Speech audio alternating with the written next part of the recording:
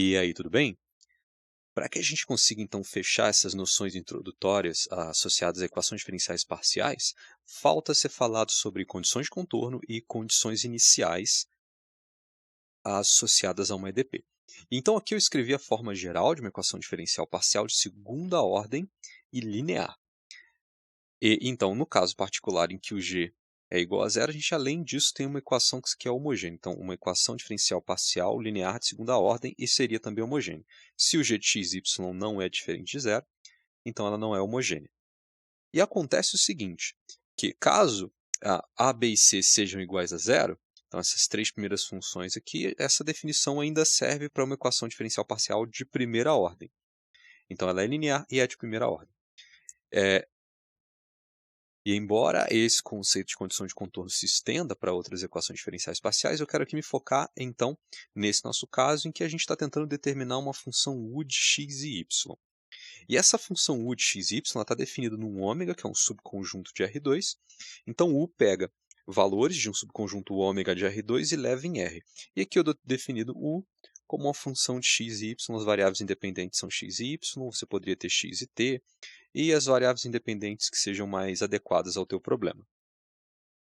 Mas o que acontece de importante é que, como a gente está falando de equações diferenciais parciais, e nesse caso essa u de x e y, a u é uma função de duas variáveis independentes, diferentemente das equações diferenciais ordinárias, em que a gente teria condições em certos pontos no domínio, a gente vai ter que estender esse conceito um pouco aqui para equações diferenciais parciais.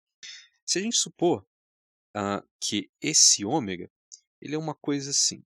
Então, ômega é um subconjunto do R2, na qual esse determinado problema, que resulta numa equação diferencial parcial, está definido. E então, é essa região aqui dentro, então, esse desenho estranho que foi feito, ele é a região ômega. Então, aqui eu vou colocar o ômega. Essa é a região ômega, no qual o problema está definido. E acontece o seguinte, que essa linha aqui externa, né, essa linha que eu desenhei para separar o que é ômega do que não é ômega, é o chamado bordo, ou o bordo, se você preferir. O bordo da região ômega. Então, aqui pode ser o x e o y. Então, você tem a região ômega ali definida e você tem o bordo ou bordo da região ômega. E então, diferentemente às vezes de uma equação diferencial ordinária, em que para você definir essa equação diferencial ordinária, talvez, se for de primeira ordem, você precise talvez de um valor inicial, então aqui seria o x0, e você precisaria saber a y de x0, costuma se chamar de y0, ou para equações diferenciais ordinárias de segunda ordem, talvez você precisasse de dois pontos no contorno, talvez aqui seria o x0, aqui seria o xf, então você precisaria de condições y de x0 e y de xf para conseguir definir bem o seu problema. E, obviamente, isso está atrelado à ordem, né, da derivada, se é uma derivada primeira, segunda, terceira, enfim. Então, diferentemente disso, da EDO, aqui a gente está falando de regiões. Essa região, no caso, se u é uma função de x e y, é uma região do plano, né? Uma região com coordenadas x e y definida no plano. E, obviamente, a gente poderia ter também a extensão disso para três dimensões, se essa EDP envolver três dimensões, três variáveis independentes, então talvez você poderia ter alguma coisa assim, uma região do espaço, dessa maneira, talvez um pouco maior, uma região do espaço, aqui eu estou desenhando por questões de facilidade, uma região na forma de um paralelepípedo. E então, nesse caso, o ômega seria essa região interna ao paralelepípedo, e o bordo de ômega seriam as faces desse paralelepípedo. Ou um cubo, né? Aqui eu desenhei mais parecendo um cubo para facilitar. Mas, para simplificar o pensamento e se focar na interpretação 2D, esse desenho aqui ele já é o suficiente. E então vale anotar o seguinte: quando definimos condições sobre u de xy e suas derivadas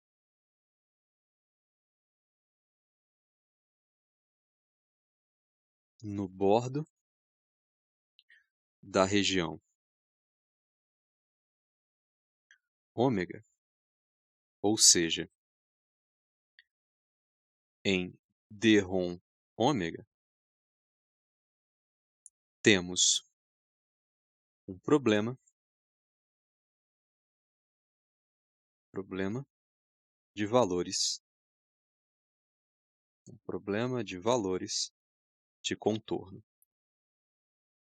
Um problema de valores de contorno ou também simplesmente problema de contorno. Ou seja, a gente conhece, contém informações ou da própria função nessa borda aqui da região, ou conhecemos a própria U, e temos informações sobre a U nessa borda, ou talvez sobre a d-ROM U, sobre alguma das derivadas parciais de U. Por exemplo, imagina que a gente tem aqui talvez uma chapa de metal, vou defini-la dessa maneira aqui, uma chapa de metal, e U de xy é a temperatura, para cada ponto dessa chapa. Então ela vai aqui de A até B, e aqui de C até D em Y. Então está aqui o X, está aqui o Y. E então, nesse caso, a região ômega é um retângulo, que vai de A a B e de C até D. E então ter informações sobre o contorno dessa região pode ser, por exemplo, vamos supor que aqui nessa face aqui de cima, a gente saiba a temperatura em cada um dos pontos. Então a gente conhece a temperatura U de X e D. Então a temperatura em X e D é uma determinada, vou chamar aqui de F1 de X, certo? Então, para o D fixo, para Y igual a D fixo, a gente conhece a temperatura aqui. Pode ser então que aqui a gente tenha outro perfil de temperatura. Então a U, ou seja, ao longo dessa face aqui, que compõe o bordo da região ômega, a gente tenha um outro perfil de temperatura. Então o X está fixo em B e o Y está variando então de C até D aqui, ou seja, formando essa interface aqui. Então essa aqui seja uma, eu vou chamar aqui de G1 de Y, nesse caso precisa ser uma função de Y. E então esse é um exemplo de conhecimento que a gente possa ter então sobre o contorno da região, né? Talvez um outro perfil de temperatura aqui e um outro perfil de temperatura aqui. Então, para cada ponto existe uma temperatura diferente. Aqui eu estou imaginando como se a gente tivesse uma função de temperatura em função de x, aqui seria uma outra temperatura em função de x, seria alguma coisa assim, né? Alguma coisa assim. Enfim, deixa eu apagar esses gráficos aqui, porque senão vai ficar muito carregado o desenho, pode ficar confuso. Mas então essas curvas vermelhas seriam as curvas de temperatura conhecidas nas bordas desse retângulo. E agora, estendendo esse conceito para uma função de n variáveis, bem, eu vou definir aqui x grande como sendo x1, x2, até xn, com uma equação diferencial parcial envolvendo uma u de x grande, ou seja, que é uma u de x1, x2, até xn. Então, vamos pensar em equações diferenciais parciais que podem ser definidas para num problema de dimensão n qualquer, ou seja, para um ômega contido em Rn. Essas condições de contorno aparecem normalmente, naturalmente, quando você tenta definir um determinado fenômeno físico, fenômeno químico, que se está estudando e você, durante a modelagem, você precisa recorrer a equações diferenciais parciais. E no caso, então, que a gente está estudando sobre fenômenos estacionários, não dependentes do tempo, ou seja, x1 até xn são coordenadas espaciais, por exemplo, né? Não são coordenadas associadas ao tempo. E não que a u não possa depender do tempo, né? Mas aqui eu estou referenciando essas variáveis independentes como variáveis que não são relacionadas ao tempo. Então acontece o seguinte, como essas condições de contorno aparecem muito em problemas, por exemplo, problemas físicos estacionários, ou seja, problemas que não dependem do tempo, é muito comum a gente ver a seguinte notação. A gente vê um problema definido como alfa vezes esse u de x grande, mais beta vezes a d ρ u d ρ n, e eu vou botar uma setinha e explicar daqui a pouco por quê, de x grande, é igual a uma determinada função de x grande, com x grande pertencendo ao bordo dessa região ômega. Com x grande pertencendo ao bordo dessa região. E aqui, então, com alfa e beta são constantes,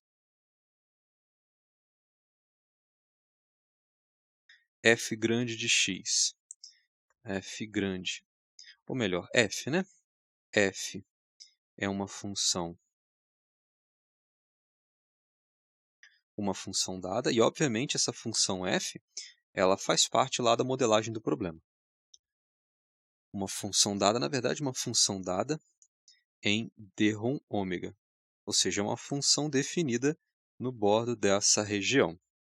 E a d ρ u, d ρ n, escrita dessa maneira, com essa setinha aqui, se você lembra lá das aulas de cálculo vetorial, isso é uma derivada direcional. Então, é a derivada direcional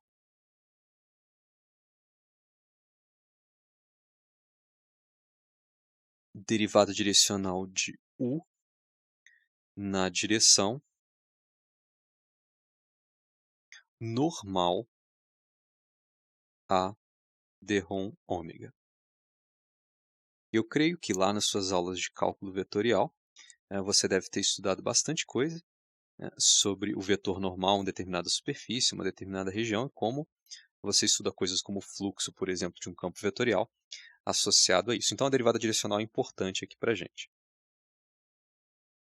E aí, então, quando a gente tem o beta igual a zero, a gente fica com alfa, u de x grande, é igual a uma função de x grande, correto? Ou seja, a gente tem informações sobre a função, a própria função u de x grande. Aliás, eu acho que é importante eu repetir isso aqui, com o x grande pertence ao bordo da região ômega. Então, a gente tem informações sobre a própria função u nesse bordo. Quando isso acontece, a gente chama essa situação de uma condição de Dirichlet. Dessa maneira aqui. E B, quando a gente tem alfa igual a zero, então o que a gente tem então é beta d ρ u d ρ n de x grande é igual a uma f de x grande. Dessa maneira, com x pertence a d ρ ômega. Então, nesse caso, a gente tem informações sobre a derivada da função u, e não da função u em si. A gente tem informações sobre a derivada da função u numa determinada direção. Então, quando essa informação que a gente tem, nós conhecemos a derivada de u, nós dizemos que estamos na chamada condição de Neumann. Dessa maneira, condições de Neumann.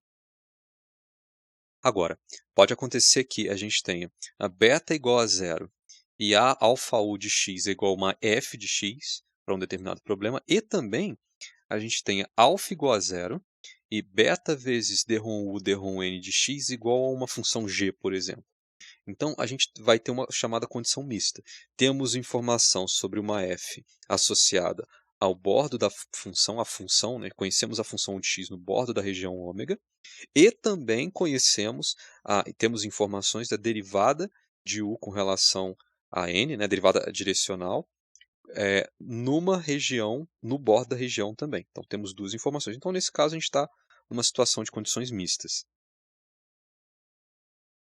Então, C estão presentes as informações as informações. Se a gente tem alfa U de x grande é igual a uma f de x grande e beta d ρ u d ρ n de x grande igual a uma g de x grande, a gente tem a chamada condição mista, ou problema misto. Problema misto. Então aqui talvez seja interessante, condição mista. Agora, quando a gente começa a incluir uma informação de tempo, então, quando tentamos definir uma condição inicial,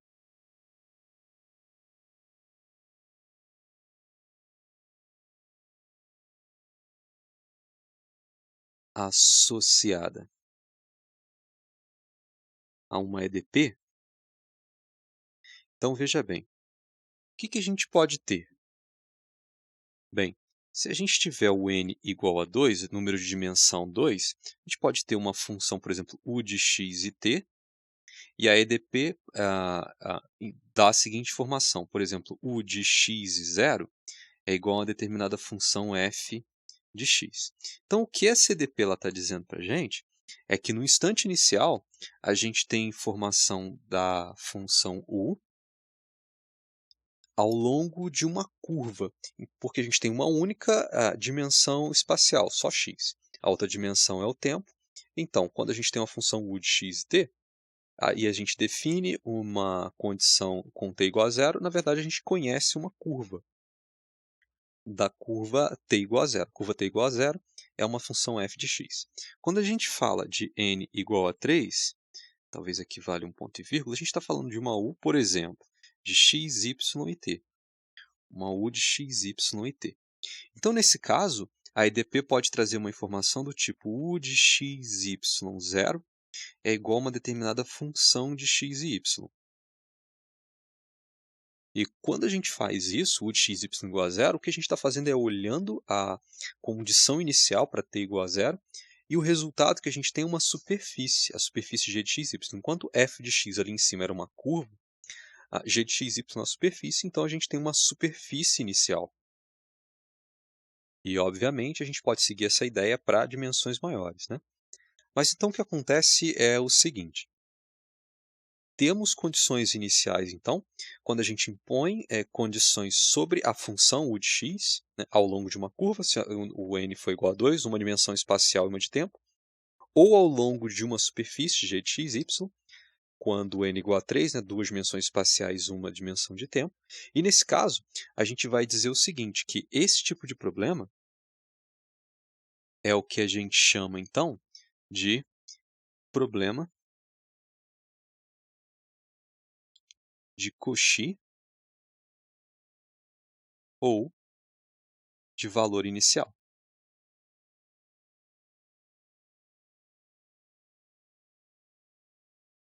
E então, isso aqui está bastante teórico, vale a gente dar uma olhada em algumas EDPs e tentar julgar de que tipo elas são. Então, a gente tem esse aqui associado ao problema de Cauchy.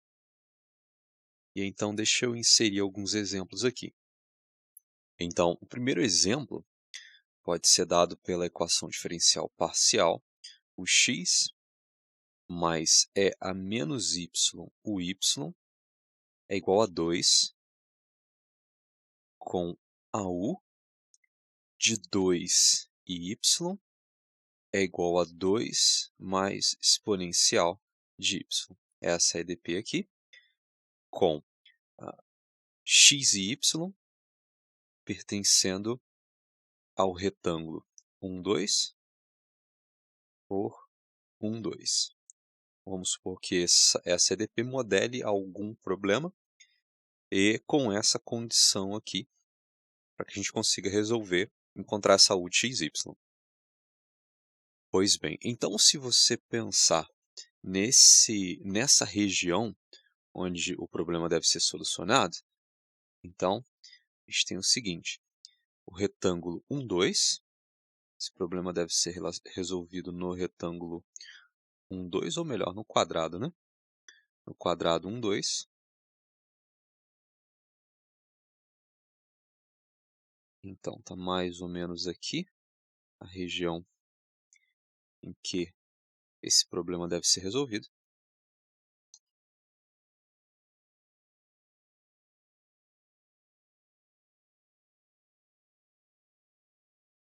E então, essa região aqui, veja bem que eu coloquei ele como intervalo fechado, né, de x variando de 1 a 2 e o y variando de 1 a 2. Esse aqui, então, é o ômega. Essa é a região ômega desse nosso problema, onde essa dp está definida. E então, a gente tem uma condição aqui que diz que a u, quando x vale 2 ao longo de y, ela é 2 mais exponencial de y. E é exatamente essa região aqui, essa interface aqui, essa borda da região. Nessa região, a gente tem a informação de que u de 2 e y é igual a 2 mais exponencial de y. Esqueci de colocar, então, aqui o eixo x, aqui o eixo y. Então, a gente tem uma informação numa das bordas, né? Como a gente tem um quadrado aí, essa região ela é um quadrado, a gente tem uma informação numa das bordas, né? Não na borda inteira de ômega, mas numa das bordas, né? Numa aresta desse quadrado. Então, aqui a gente tem uma condição de fronteira, e nesse caso, a gente tem, então, o chamado problema de Dirichlet. Então, conhecemos temos uma informação da fronteira de ômega, ou pelo menos num pedaço dessa fronteira. Como essa EDP é de primeira ordem, ela é de resolução relativamente simples, uma condição apenas numa dessas 4 fronteiras desse ômega, para esse nosso caso, é suficiente para conseguir resolver essa EDP. Agora, um segundo exemplo, a gente pode ter a seguinte EDP. X vezes o x menos x sobre 2y menos x sobre 2y vezes o y é igual a u, com o x de x e 0 igual a 2x, então está aqui a função, com x e y pertencendo ao retângulo 0,1 por 0,1. Então, a região de interesse também é simples. A gente tem, então, representar aqui o retângulo 0,1 por 0,1.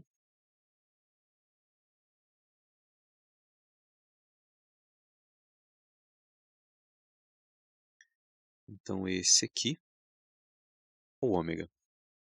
Essa é a região na qual a EDP está definida. Então, esse aqui é o ômega. E aqui, então, a gente tem o x e aqui o y. Muito bem. Agora acontece o seguinte, foi dada mais uma informação, que a derivada parcial de u com relação a x ao longo de x e y igual a 0 é igual a 2x. E o y igual a 0, para esse nosso problema, é essa fronteira aqui do ômega. Então, a informação que foi dada é que nessa fronteira, a gente conhece a derivada parcial de u com relação a x. Então, u de x e 0 é dado por 2x. Essa EDP exige um pouco mais de passos do que a primeira, mas muito pouco, na verdade. E aqui, então, a gente tem uma condição, a gente tem uma informação sobre a derivada da função num pedaço dessa fronteira de ômega. Como também é um problema simples, mais uma vez, a gente não precisa ter conhecimento sobre a fronteira inteira, basta esse pedaço. Então aqui a gente está no caso de uma condição de Neumann. E agora, como terceiro exemplo, vamos tomar essa EDP x vezes o x mais o t é igual a 0, com u de x e 0 é igual a x. E a gente tem 0 menor ou igual a x menor ou igual a 1 e t simplesmente maior que zero. E então note que esse problema ele é essencialmente de uma dimensão espacial. E o t pode variar de zero até infinito. Na verdade, t maior ou igual a zero, é isso que eu queria. E o t pode variar à vontade, t maior que zero. Então, a gente só tem limite na variável x. E então, dentro da suposição que aqui a gente está falando de um problema dinâmico, ao invés dos dois problemas estacionários anteriores, que não eram dependentes do tempo, se a gente estiver dentro desse contexto de um problema dinâmico, de um problema dependente do tempo, então essa condição aqui é uma condição inicial. Nós temos uma condição inicial. E nesse caso, nós temos, então, um problema de valor inicial.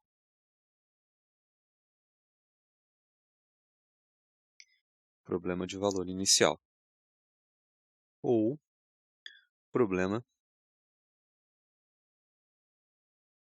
de Cauchy. Assim. E, basicamente, está aí a definição, 3 exemplos aqui. A gente pode agora partir para alguns exemplos um pouco mais complexos. Aqui, então, nesse exemplo 4, a gente está supondo, então, ômega é um subconjunto de R3 e ele é um aberto limitado.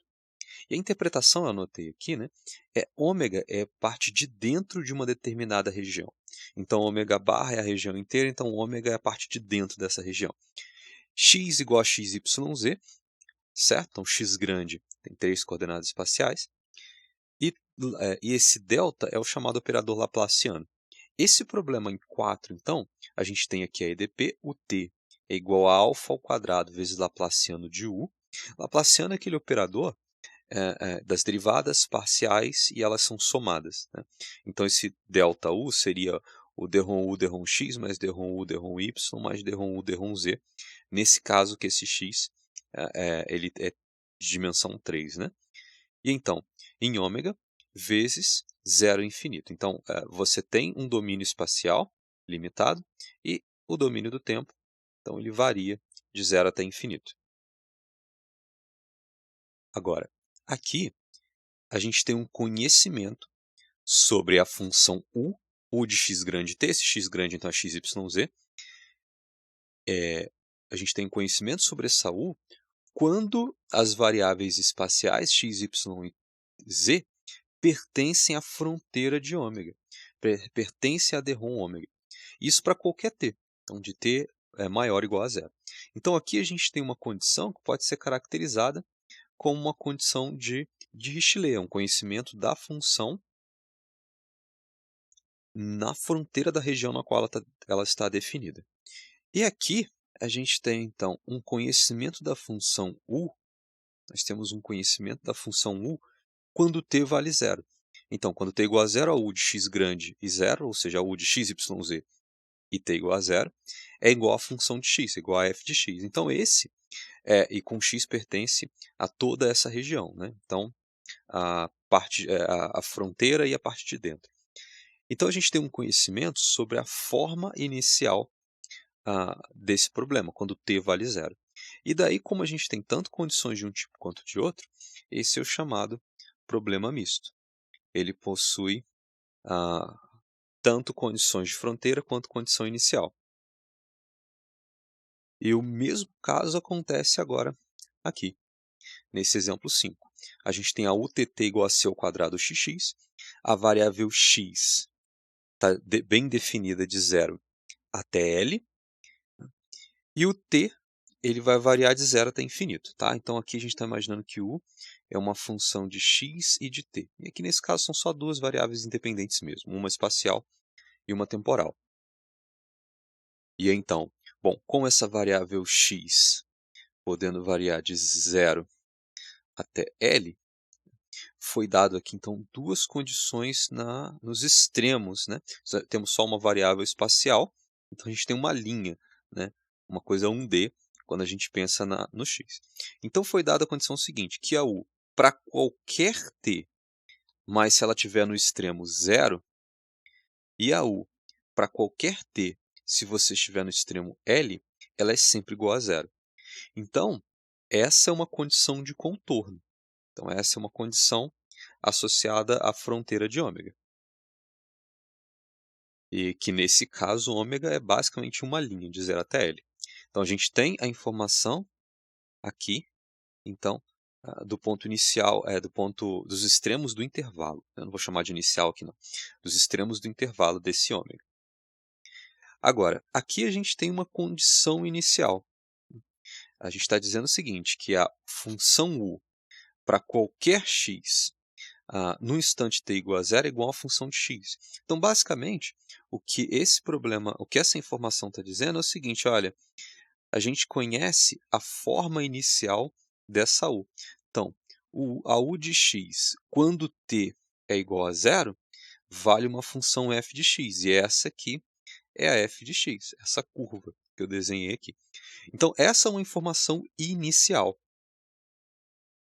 o que adicionaria essa característica de problema de valor inicial a essa EDP. Pois bem, só que a gente também tem mais uma coisa, uma informação. A gente conhece, então, no instante inicial, uma informação sobre a derivada de u com relação a t. Isso caracterizaria o problema como um problema do tipo de Neumann. E então, a conclusão é que essa EDP definida em 5, com todas essas informações, acaba sendo, mais uma vez, um problema do tipo misto. Contém a informação sobre a fronteira, né, e a informação da U na fronteira, contém uma informação de U no instante inicial e contém uma informação da derivada parcial de U, no instante inicial, no caso também. Então, isso também vai ser um problema misto. E, enfim, para esse vídeo era só isso mesmo que eu queria discutir com você. Espero que você tenha compreendido os exemplos. Eu te desejo bons estudos e é isso aí.